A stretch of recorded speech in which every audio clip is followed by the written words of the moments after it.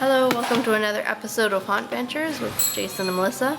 Today we're making curved columns for our quarantine theme. It's like a zombie jail. So what we're doing is doing bricked columns. And what we did here is, this is 1-inch foam. And Jason marked all of this off. He first made like a small prototype with a piece of wood. So this is 3 inches by 8 inches, right? Something. And so you can see it's the same size. And what he did is he marked off each piece of brick on each with a piece of pencil, and then he took a piece of straight piece of wood or a piece of metal or an L. Pardon? Meter stick? Yeah, like a meter stick. Just something straight. And then he marked off each piece of brick. So that one's pretty easy. It's a little more difficult to do the individual ones because you got to do every other one, and sometimes you can make a mistake when doing that. So when you do it, make sure that you're really paying attention to what you're doing, and you just mark each one. Every other one, because you're trying to do a staggered pattern with a brick. So what we got into this time, which is a little different, is we're making these columns. Basically, like, imagine you're walking through a hallway and there's brick columns going around like this. So there's brick on each side, like a column, and then it comes over top, and it's going to be a hallway. So several of them. There's going to be about 5 of them, and between each one is going to be on each side jail cell. So we wanted to have this look, instead of just being brick, we want to have the look of these bricks as sort of the pattern, and it comes down, you can see them there, and then they go into the bricks, and then these bricks just line in like that. I don't know if that's pretty clear here, but it will be once we're done, you'll see. But today we want to show you a technique on how to use the Dremel. Well, Dremel's a brand name. I think this is just called a rotary tool. It's just basically a tool that has a, I guess this is a stone. This is like a stone bit, and it spins when you turn it on. This is half-inch. This is a half-inch bit. Half-inch bit. So let's show them how we do it. And the one thing is we have this small little piece here, because for me, I have really small hands. So to hold this, you can hold it more like a pen compared to when you're holding this where you have to hold it like with your whole hand, so you don't have as much control with it. So I find it a lot easier when you get this. Alright. So what we're going to do is we're going to show you how to make these lines. Don't worry about being perfect, because when you're done with this, the next step is to take the heat gun to it, like a hot gun, and you're going to melt it, and it's going to help fix all the imperfections, mostly. And also, because it's for a haunted house, it makes it look really chipped up too. So for your first time, don't be worried if the Dremel runs this way and makes a big line. It actually looks kind of cool. So what we're going to show you today is how to get a straight line and how to get the right depth. Let's just talk about how to do it with the Dremel off first, because it is loud. This one's a little bit more difficult just because it's an overlapping type thing. So I'm just going to show you quickly on here. So with the straight ones, you want to, instead of putting the line right up like that, you want to put your guide a little bit, like a 1/4 inch over. So about half of the bit, right? And a good way to check is if your bit is halfway on. See, the center of your bit is right on the middle of the line. That's pretty good. A little bit over.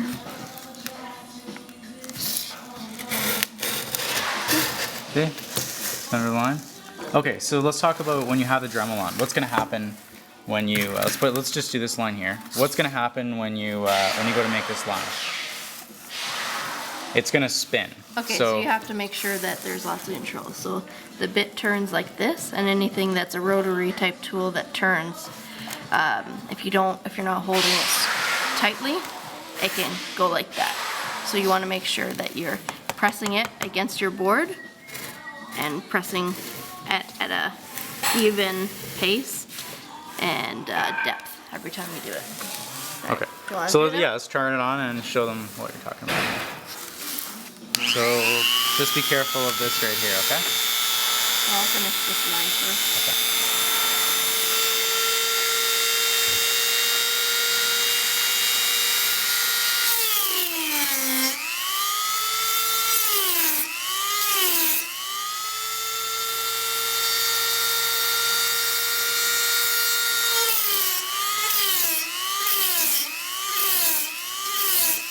So you can see Melissa's got pressure on the wood and pressure on the foam. So you can see where her hand's positioned, right here. Put it on here, Melissa. So you can see her finger is positioned down to the corner here. So keeping the pressure in the right spot so that she has the maximum control.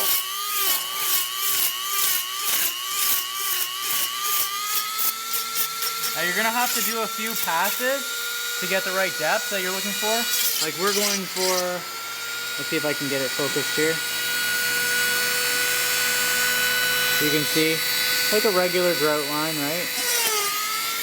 And what you can do too, Melissa, do you mind if I go show them that other brick panel over there? Yep. Okay. So what you can do, if you're wanting some reference, you can look on the internet. But also, you know what, just go find a brick wall that looks kind of nasty. And see how that looks? That's what a really fast, this is a really old building we're in. That's what an old grouted brick panel would look like. So you can see the grout lines are really rough. Just like if you were to make a mistake with the Dremel. There's a lot of chips in them. If you were to go a little deeper with your Dremel in some spots and you make a big mistake, that's what it's going to end up looking like. So that's actually pretty good. Grout lines are usually they'll use like they'll put a piece of slab of cement on, they'll put a brick on, and usually there's like, it almost seems like a finger has gone through it to smooth it so that it's rounded like that. But don't be afraid to make chips and stuff, chip the edges of your brick with a Dremel, or take any kind of tool that you can scratch the side out, and then when you bring a heat gun to it, it's going to really look like it's been chipped up. There isn't much chips on this brick panel, but this is what it's generally going to look like when it's done. Go back over to Melissa.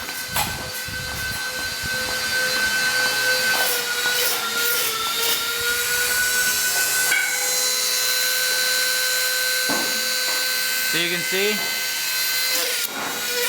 this one's a little different than this because we want to make straight lines here. But this one, because since it's curved panels, we have to make this more of a V shape. You can see here how we had to draw it down to a single line. It sort of splits into a V for the bricks. So also, because it's a V pattern, it is creating a little bit of inconsistency here. So to fix that, you can take an old wire brush and just go in there.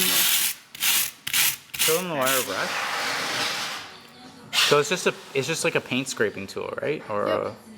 something you find. And that's what I was talking about over there with chipping up the edge of the brick. You can use something like this. So what this is going to do is just kind of like smooth out everything in the inside. It's not going to make it smooth, but it's going to make it relatively the same depth.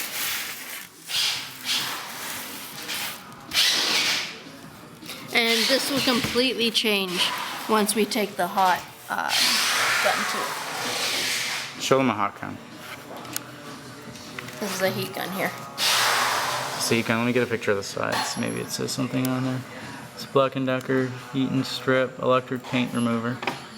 So what you do with this, once you plug it in, you just go over it like this, and you will see it like kind of melting, and the pink foam will turn to a darker pink foam. And it also hardens. And it hardens it quite a bit. So it almost creates like a seal. So it's not as foam, it's more the harder consistency. So we're doing some cinder blocks here with Noah, and he wanted to put a crack in it. So I'm going to start from this area, because what he did here is he used a wire brush to make this all look chipped up. So I'm going to think that there was a crack started from there.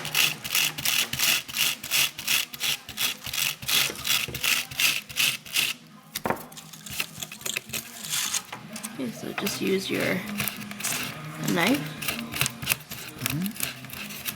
It starts out bigger. So you're making it a bit wider at the top? Yep. And then what are you doing with the knife? You're just making it a nice gradual crack. Okay. This is probably one of the worst knives you could use because it's dull.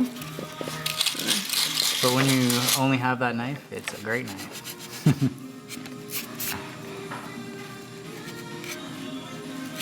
Let me go up a bit.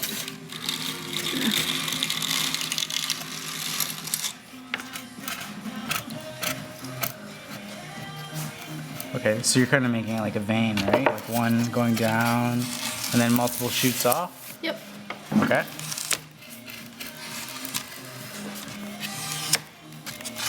Well, you want to make sure that the ends are thin. very thin. Yeah. So thin lines. If you had a better knife, you could do a better job. Noah, could you go grab the heat gun? Yep. So that's your start off. Okay. And then you can, at an angle, up at the top to make it a bit thicker. So you put your knife on like a 45-degree angle on the inside of the line? It's hard for me. Okay. So we'll get some knife blades.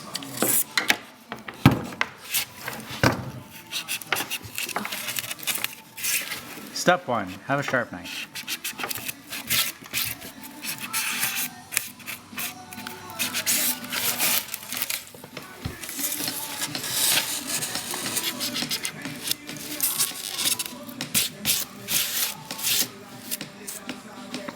Okay. I'll plug that in, Noah. Plug that in, buddy. Okay, so we've got, what we've got here is like the X-Acto knife line starting down, and Melissa's cut on an angle with the X-Acto knife on both sides just to like really open that cut right up, and it gets thinner. Because if you can imagine a crack, it's gonna start really from a big blow, and so a lot of debris is gonna be missing, but then it's just gonna go down to like fine hairline cracks.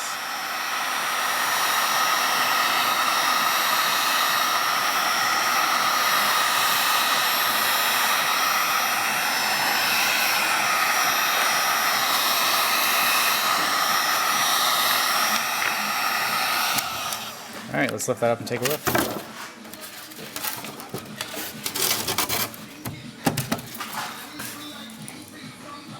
Nice. What do you think, Noah? It's pretty good. Is that what you were going for? Yep. All right, so now you do a big crack, okay, Noah? Test that out. So this is the crack that we were showing you that we did with the dull knife. I just want to show you the difference with a sharp knife. And then once this is painted too, it's going to look a lot better.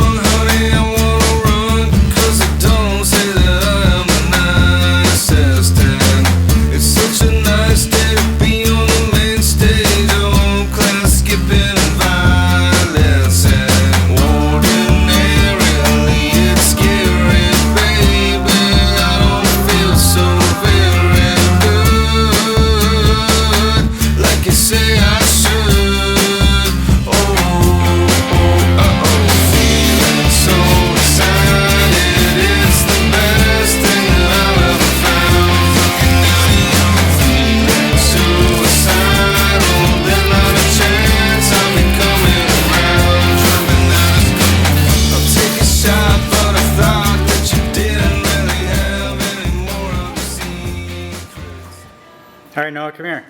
So this is your first time working with the foam? Yes. How was it? Good. Was it easy? Tell me about it. It was a mixture because I didn't know how to use the adrenal, and it was easy. Well, it was fun to put the chips in the walls. Yeah, so you used different tools, right? To make all the textures around? And Yep. how was that? What kind of tools did you use? I could show you them. Yeah, let's go check them out. I used this one Yeah. on the edges. This one we used to like poke the holes.